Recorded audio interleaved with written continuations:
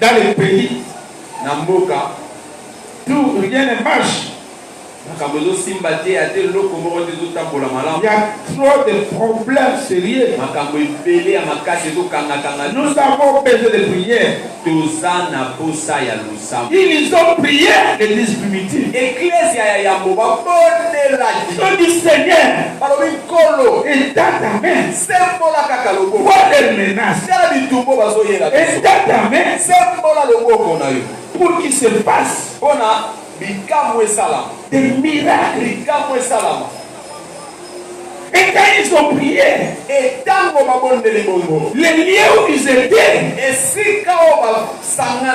a tremblé. Et ils furent remplis du Saint-Esprit.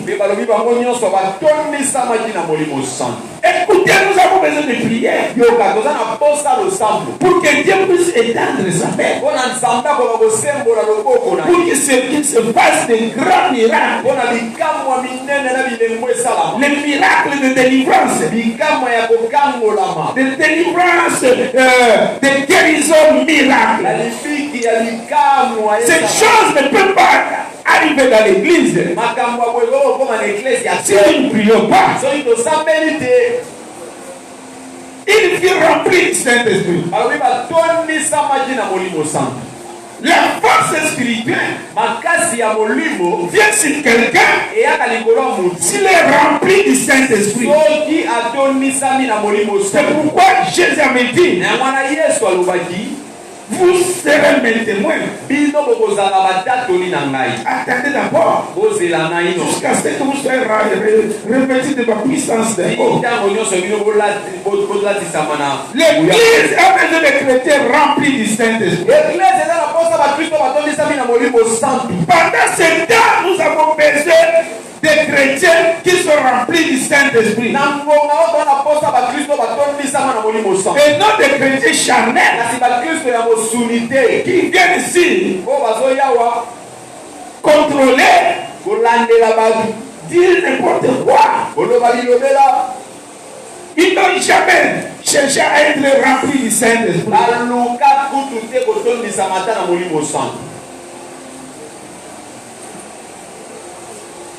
Tout le monde a prié.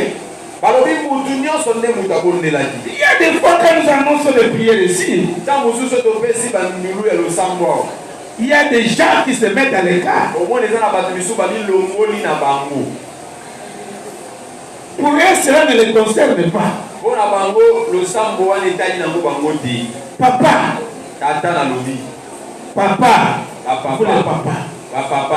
aimez la prière. Quand il y a des prières qui sont organisées ici, ne vous mettez pas à l'écart.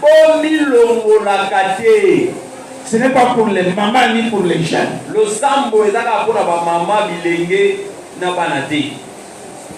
Soyons tous unis dans la prière. Si nous voulons avoir la victoire sur ce combat, nous devons beaucoup prier.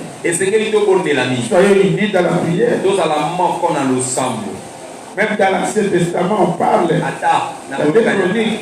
Il y avait des combats. Les villes étaient menacées. Et le roi a donné l'ordre que tout le monde jeûne.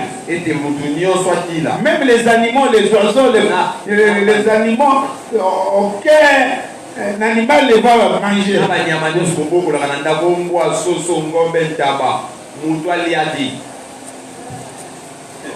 Parce qu'il y avait un problème très sérieux. Ils ont prié. Ils ont prié. Et ils étaient sûrs que celui qui ne voulait pas obéir à cela, il était mis à mort.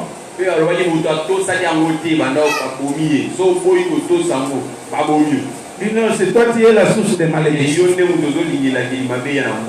étaient unis dans la prière. Et la Bible dit, comme résultat, Dieu leur avait donné la paix à tous les côtés. Il n'y avait pas de troubles encore dans le pays. Amen. Yes. Amen. Amen. Nous avons une seule arme puissante. C'est la prière. Alléluia. Yes. C'est la prière. Chapelle de la victoire. Chapelle de la victoire. Moi, j'ai déjà entendu beaucoup de témoignages. Ici, il y a des gens qui disent non, la chapelle de la victoire, les gens prient. La chapelle de la victoire doit prendre de la macasse. Oui, nous prions. Mais il y a des gens qui font des prières de complaisance. Mais lui n'est pas plongé dans la prière. Des prières sans sanctification. Ce sont des bruits inutiles. Dieu n'écoute pas cela. Nous devons d'abord commencer à nous sanctifier.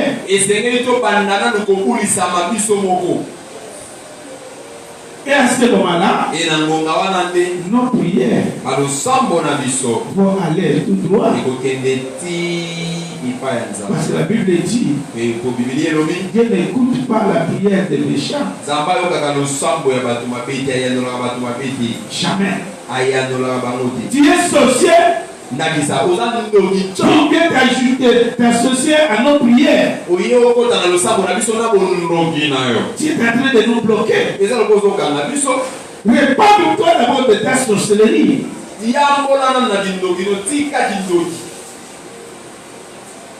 On ne se moque pas de Dieu. Dieu voit tout ce qui se passe dans cette église. Rien ne lui est caché. Il a parlé des églises dans l'Apocalypse. Il parlait de tout ce qui s'est passé dans chacune des églises. Il dit, je connais vos œuvres. Il savait très bien l'église telle quel est le péché qui dominait.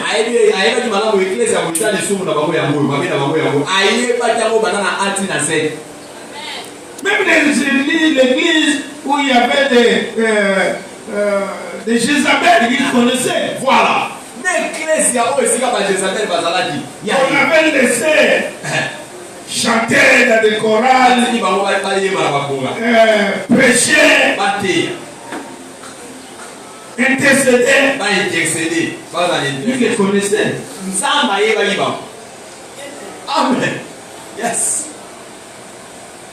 Bien aimé, Dieu nous connaît très bien. Si moi, votre pasteur, je suis le faux pasteur, Dieu me connaît. Et il va vous le révéler.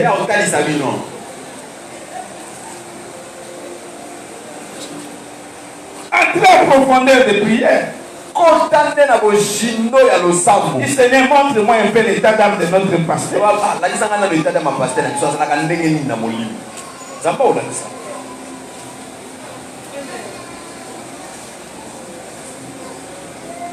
J'ai besoin d'avoir même 50 personnes qui craignaient, qui prient, qui sont unies dans la prière, qu'avoir plein de personnes qui sont des hypocrites.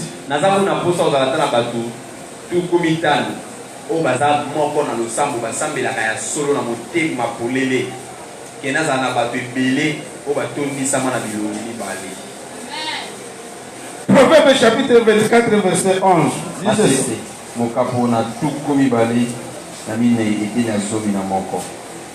Proverbe 24, 11. Voilà. Proverbe 24, verset 11. Disons. Que livre se contraignent à la mort. Ce qu'on va égorger, sauve-le. Alléluia. Amen. Des livres Seigneur contraignent à la mort. Ce qu'on va égorger, sauve-les. À qui s'adresse cette parole? Hein? À À qui on adresse cette parole? Vous évitez. Ça va sur le banana.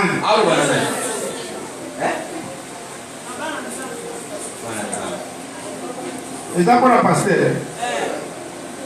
Pour la communauté. Hein? Cette parole s'adresse à l'église. L'église a reçu le pouvoir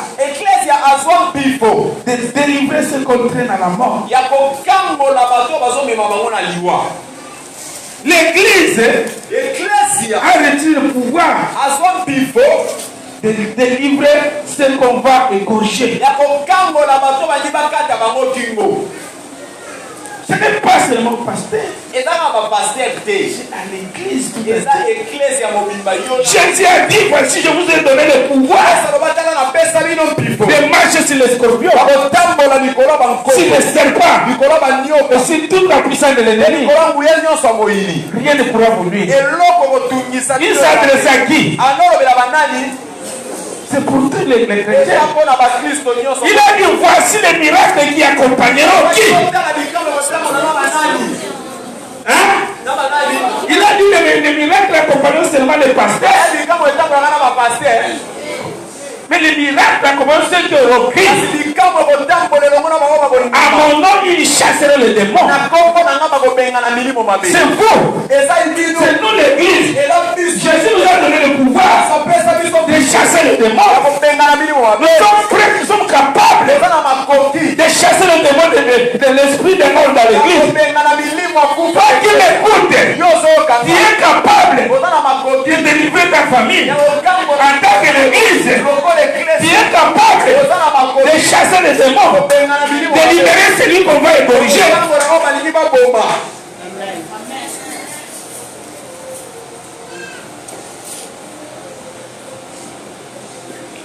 L'ennemi se lève, nous on croise les bras.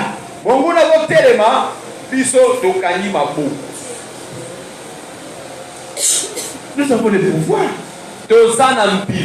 L'église a le pouvoir. Il a dit les clés de séjour de mort ne provoquera rien contre qui?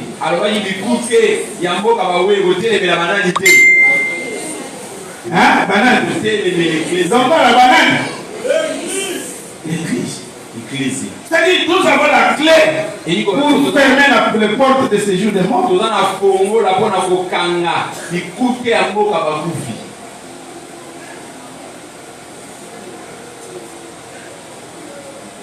Nous ne pouvons pas perdre de l'espérance comme des païens. Il faut prier. La mort est là. On ne peut pas s'échapper à cela. Mais il y a des morts que nous pouvons épargner. Il y a des gens que nous pouvons délivrer de la mort.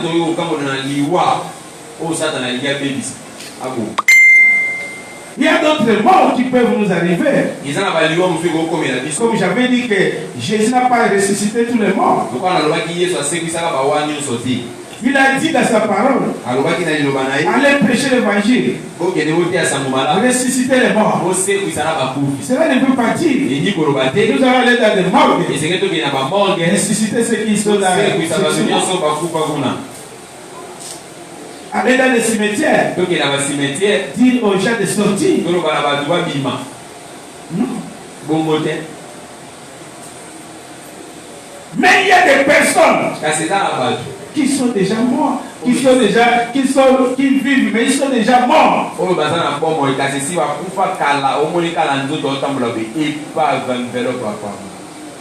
On attend seulement les jours J pour qu'ils partent. C'est pourquoi on parle de morts subites. Il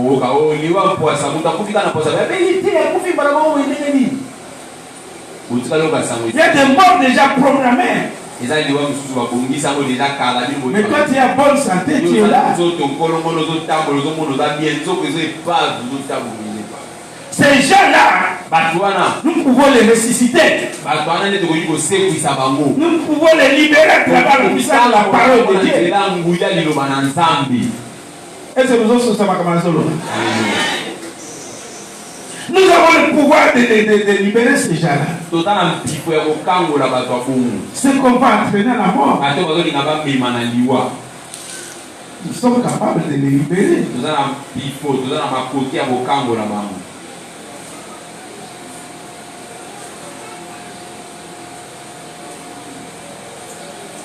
Amen. Yes. La mort est là. Jésus a permis certaines morts. C'est pourquoi il a dit heureux les morts qui meurent dans le Seigneur. Il savait comment. Amen. Mon problème, mon souci est que je meurs dans le Seigneur. Il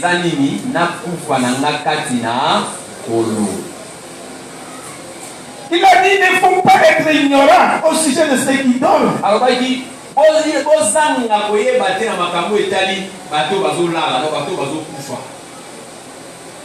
Car il ne faut pas nous précéder dans le royaume des cieux.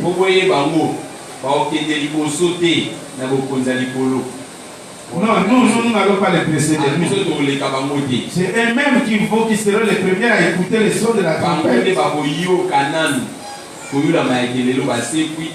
ils vont rencontrer le Seigneur. Et nous qui sommes restés vivants, nous allons les rejoindre.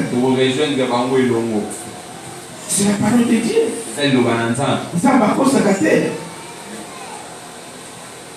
Mais nous devons nous préparer aussi.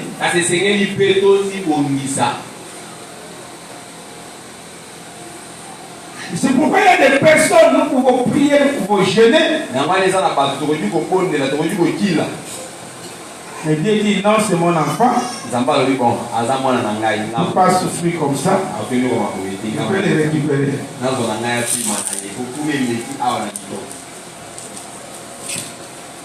Là, on peut glorifier le Seigneur. On ne peut pas dire au Seigneur pourquoi ma prière n'a pas exaucé. Moi qui donne les dîmes, qui donne les offrandes, je ne peux plus encore aller à l'église.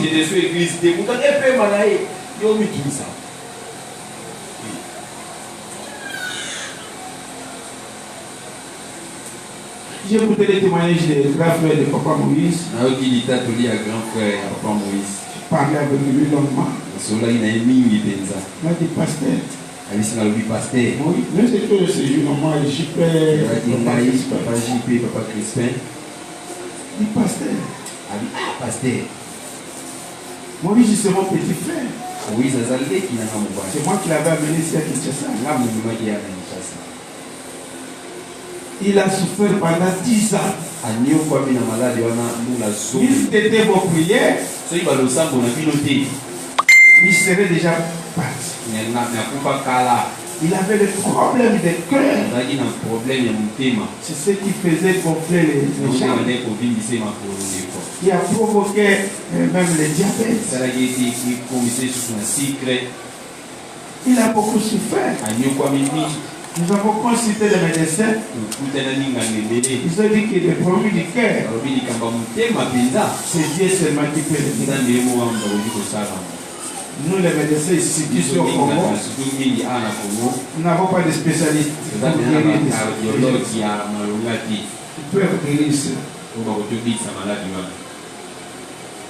Dieu l'a pris. Nous jouons le Seigneur. Vous l'église, pleurez votre frère dans le joie. Mais qu'il n'y ait pas de paroles inutiles. Son grand frère propre. Celui qui est en tête de ce deuil-là. Bien aimé, préparons-nous à la rencontre de Jésus.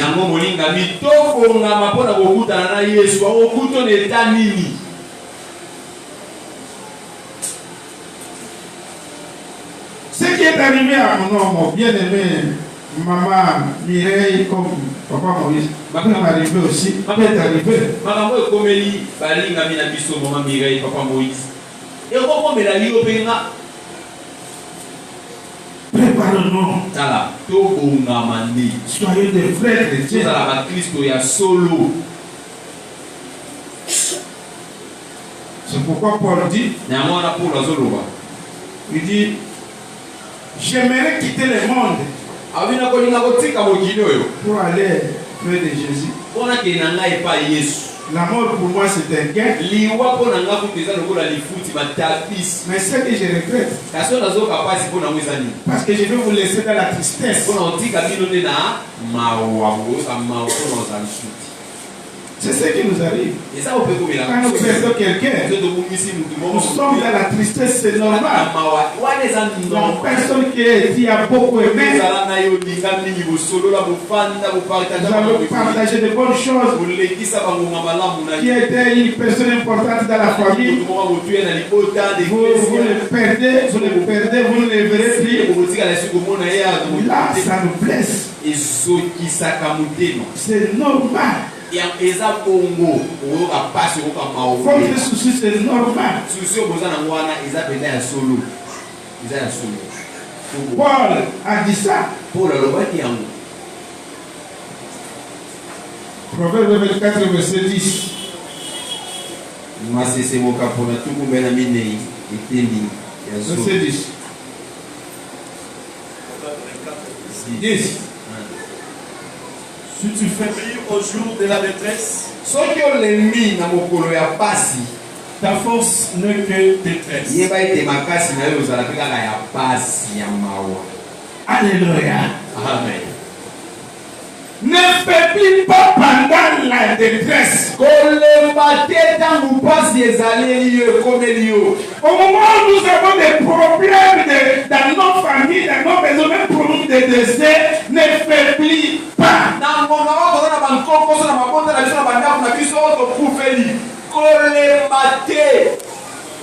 C'est le moment où nous devons chercher la force auprès de Jésus-Christ. Il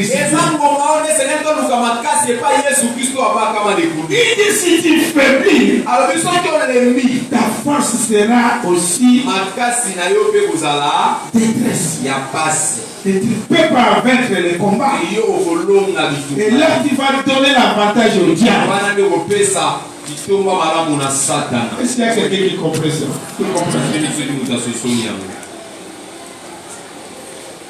Pendant ce moment où nous sommes en train de pleurer nos bien-aimés qui sont partis,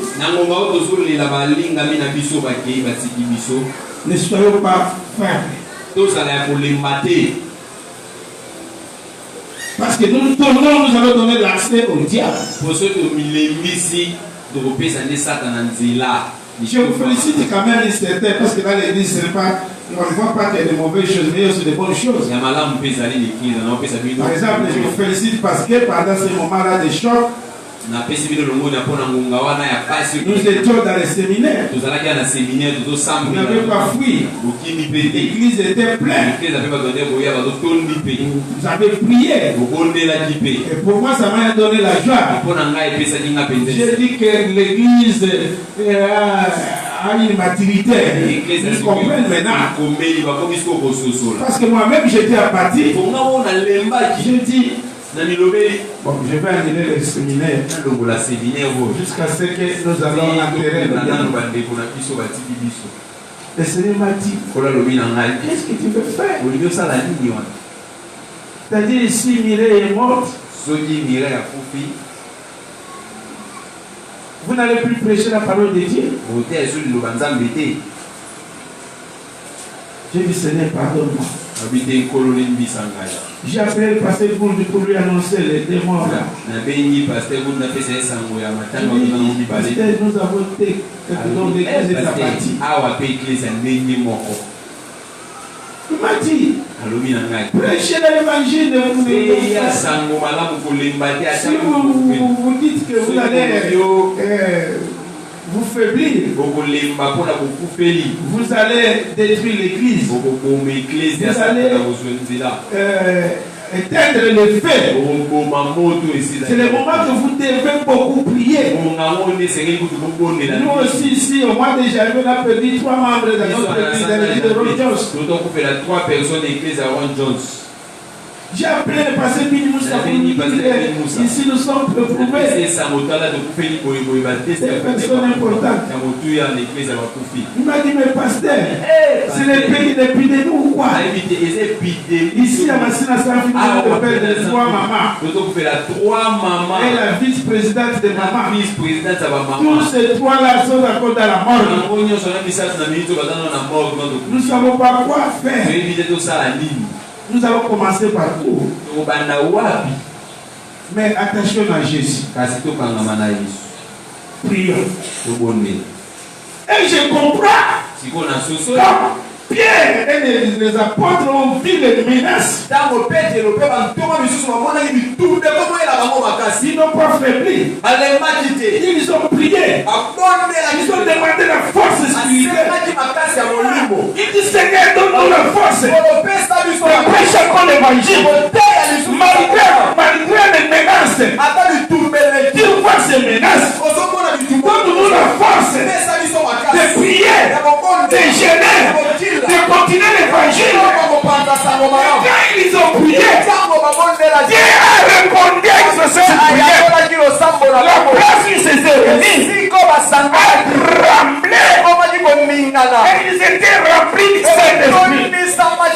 À ce moment, nous allons programmer 3 journées de jeûne de prière et 3 nuits.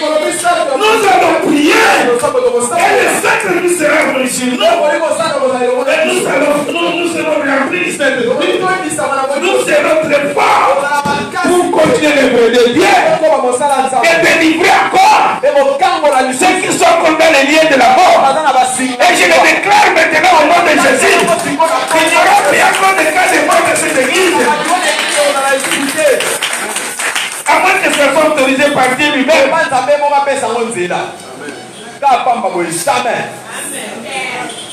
Nous devons prier. Amen.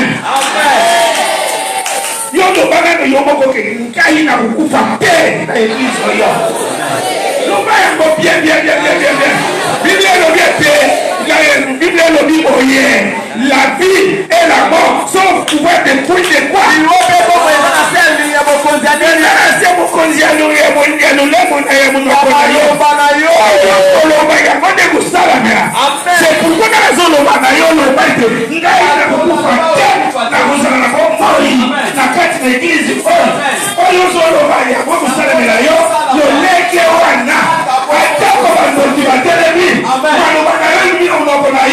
ce sont ces paroles-là qui vont te justifier.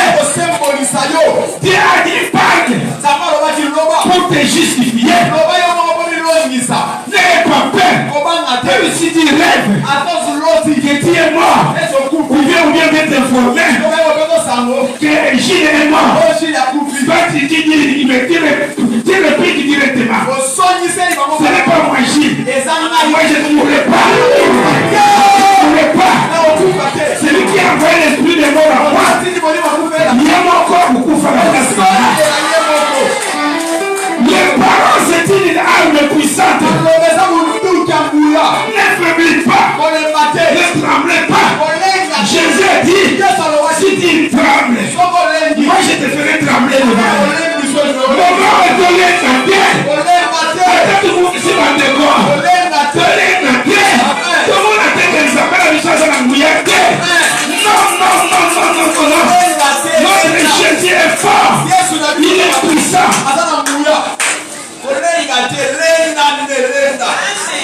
Amen. Alléluia. Amen.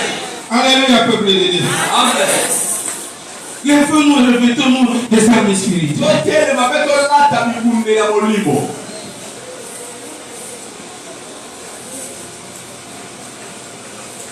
Dans la mort, Dieu a planifié tout. Chacun a son jour. Yo okufa lokola Moïse te, okufa lokola Mireille te. Amen. Utabatozala ndenge. Amen. La mort est en train d'agiter. tala bato bazokufa na bamarinière na nzela ya Équateur. Combien? Maman Sophie était dans les marinières avec des avec son enfant. Maman Sophie, elle est là. Bazara y combien la marinière? 400. Babi est combien? Babi est 95. 400, Babi qui 95. Combien qui sont morts? Mais elle était là avec son enfant. Mais la mère de Jésus était là. Elle s'est souvenue le Dieu de cette église. Le Dieu de la chapelle de la victoire. Dieu l'a épargné.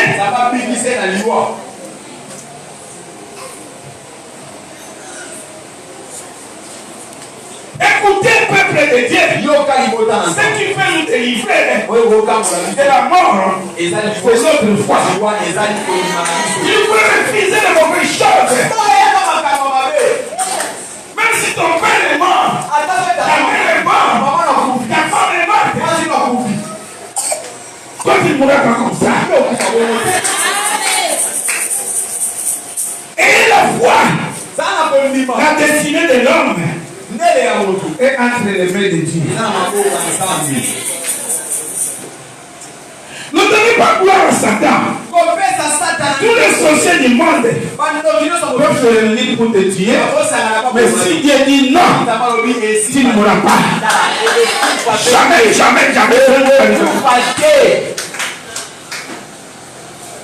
Ça dit ici, même Étienne, oui, merci mon frère. Est-ce que Dieu ne voyait pas comment Étienne était la petite? Dieu pouvait le délivrer. Un homme plein d'esprit qui faisait des grands miracles. Quand je lisais l'histoire d'Étienne, j'ai dit, mais Dieu, tu es puissant. Mais on ne peut pas te condamner. Tu connais toutes les choses, tu es souverain. Tu es très souverain. Il dit Étienne, homme plein de puissance. Et des miracles. Il faisait des grands miracles. Un évangéliste qui faisait des grands miracles. Mais Dieu a permis qu'Étienne soit tué. Et de quelle manière? Et quand il était mort, on est lapidé.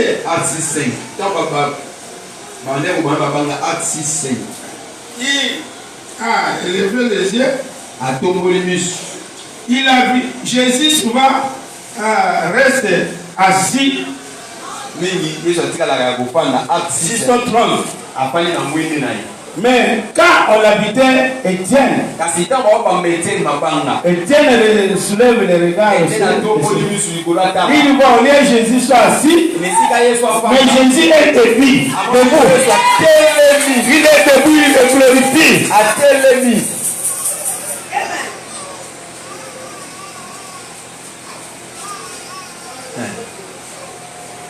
Voyez ça. Job en a tout fait. Mais Dieu a dit, Satan ne touchera pas son âme. Il n'est pas mort. Même sa femme a dit, le fils, viens.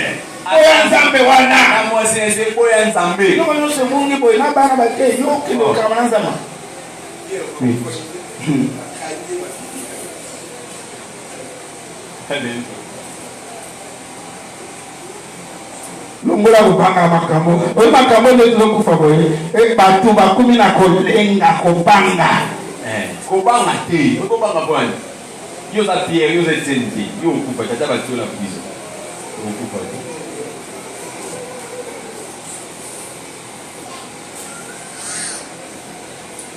Il y a une recommandation. Joël chapitre 3 verset 9 à 10. Joël 3 9 à 10. Vous allez nous l'arrêter. Joël 3 9 à 10. Publiez ces choses parmi les nations. Botatola makambo na bikolo nyonso. Préparez la guerre. Bobongisa bitumba. Réveillez le zéro. Bolamusa bilombe balali. Qui s'approche, Bapusana. qu'il monte. Bamata. Tous les hommes de guerre. Bibali nyonso bilombe nyonso bitumba batelema. De vos joyaux forgés des épées. Bosala penza ba mipanga ya byama bende. Et de vos serpes des lances. Bosala batolotolo makonga ya minene. Que le faible dise, je suis fort. Alléluia. Que les faibles disent, je suis fort.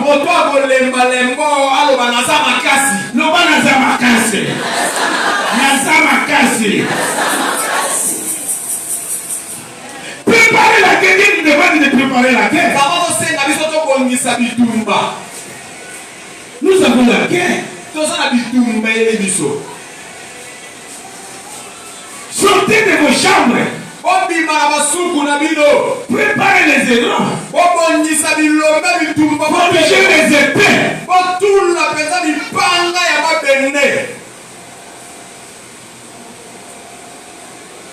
Ce n'est pas l'état d'avoir peur. Nous devons nous lever. Le combat, la guerre est à nos portes.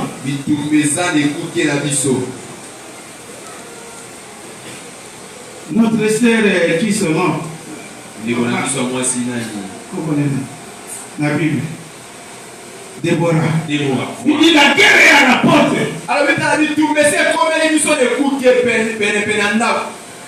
Mais les hommes sont sans force. On ne voit aucun bouclier.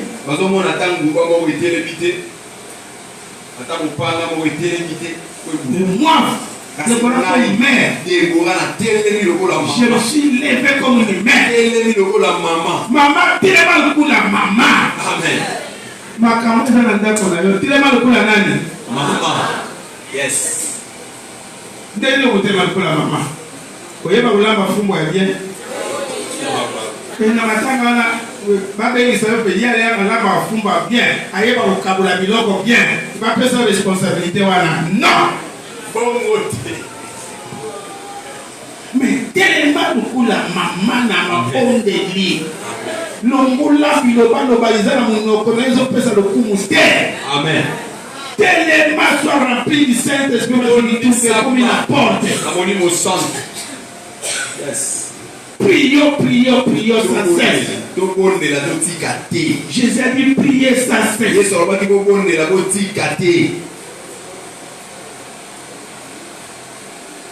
Que les faibles disent, je suis fort. Confessez la force pendant ces moments. Amen. L'état est dur. Le monde est tremble.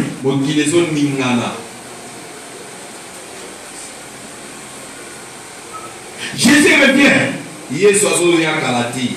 Tous les signes de retour de Jésus sont là. Sachez que la mort physique est là, même si tu échappes de la mort physique, mais la mort spirituelle est là, nous attend aussi, si ce n'est pas auprès de Jésus.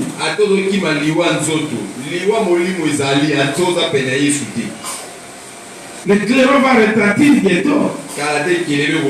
Ça peut se retentir ce soir. Où est-ce que tu vas partir?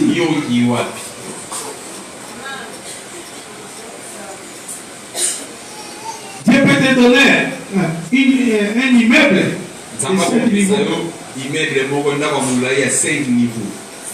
Mais tu ne vas pas aller avec ça au ciel.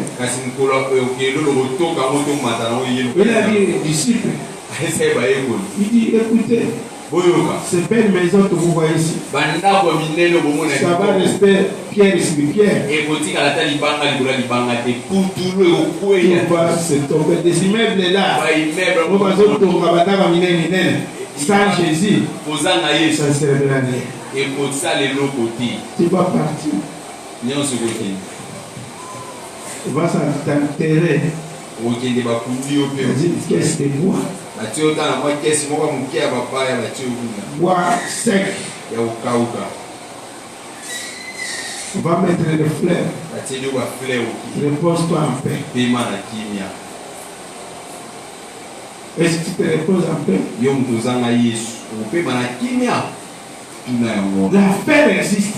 ye bango bakoso te lifelo ezali L'éternité, nous devons présenter, nous devons nous préparer maintenant. esengeli tobongisa seko na biso lelo Pas après la mort. na nsima liwa te nde okobongisa bongisa avo okufa Nos bien-aimés qui nous ont quittés, balingami na biso batindi biso maintenant ils connaissent la réalité des choses. na ngongo tozoloba nde esika bazomona Ils solo sont dans la gloire. baza na nkembo Papa Moïse est dans la gloire, moi je connais sa foi. papa moïse aza na nkembo nga namona Même maman Mireille, le jour, on m'a donné le témoignage du jour où elle est partie. mokolo akufaki bapesi nga litata Elle a pris beaucoup de temps de prier. mingi abondeli ye mo Elle a prié, s'est préparée. abondelaki amibongisi Elle a pris la moto. C'est même pas une personne qui l'a amené à l'hôpital. otamibaki na hôpital te ye mo Arrivé là-bas, c'était la fin. ntango akomi kuna nde ezalaki Et sa dernière prière là, osamboli wana ya suka elle a wana sauvé. Ne sois pas distrait. Il faut avoir la dernière prière dans ta bouche. zala na losambo asuka na molongo na yo. Chaque jour, likolo nyonso bondelanga et kotika une te prière. zala na losambo mwa mosala Parle à ton Dieu avant de sortir. avant bima loba na nzambe na yo amen La prière. losambo Je ne sais pas qu'est-ce qu'il a prié, nayebi te abondelaki nini mais elle a prié. kasi abondelaki Nous n'allons pas mourir comme des insensés. biso tokokufa lokola bazoba te Pour nous, c'est une gloire. mpo na biso eza nkembo Nous, les chrétiens, biso bakristo voient les menaces. mona bitumbo bazobundisa biso Que le Seigneur nous donne la force. kolo apesa biso makasi Qu'il nous remplisse de la force. atondisa biso na De makasi son esprit. na molimo na ye Amen. amen Amen. amen Amen. amen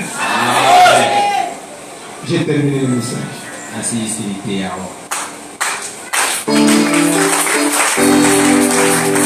Je voudrais alingi que nous prenions 3 jours de prière. tozwa mikolo misato ya losambo Cette semaine, poso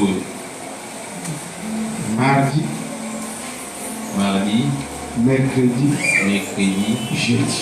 na jeudi On termine jeudi. tosilisi jeudi Parce que vendredi, po vendredi j'ai reçu un message. nazwaki sango Hier, j'étais chez Papa Moïse. lobi nazalaki epa ya bapapa moïse kuna J'ai causé avec sa famille. nasoli na libota na ye Je dis, donne le programme. yebisi moko apesanga programme Ils m'ont dit ceci. balobi nanga boye L'armée a refusé de donner quelque chose. mampinga baboyi kopesa Je dis que le général a dit que nous avons des problèmes à l'Est. Vous voyez, Général alobi oyo la méchanceté de nos autorités. tala boautorité Nous avons des problèmes à l'Est. oyo tona problème na este Il y a ici à Kinshasa, il y a beaucoup de soldats qui sont dans des morts, on n'a pas l'argent. sala basoda ebele baza na mort tona na mbongo te Le haut commandement a décidé, yango bazwi commandement tatoli adeklare il a dit qu'on donne désormais, on donne seulement la tenue et les drapeaux, un point et un trait. yango bakopesa kaka teni na drapeau makambo Sans mbongo cercueil, sans boutique, sans ceci, cela, rien. nani bango te bango bakopesa kaka teni na drapeau Tenue et drapeau, c'est tout. teni kaka na drapeau nde yango basi La famille prenait les dispositions. fami bino moko Après, vous déposerez les factures. na nsima faktika makambo Nani amafuta mafuta wa? okozela mokolo bango bolinga bafuti Quelle méchanceté. tala Pourquoi notre armée a des problèmes sérieux? mapinga na Parce biso que notre armée est dirigée par des hommes méchants. ekambami na bato ya mabe balika konere na bango moko peple nyongo petit peple nyongo basoda banyongo La famille est restée de il a dit, bon, maintenant, qu'est-ce que nous allons faire? tokosala sikoyo nini Nous allons prier et nous allons enterrer samedi. tokokunda samedi ndenge malobi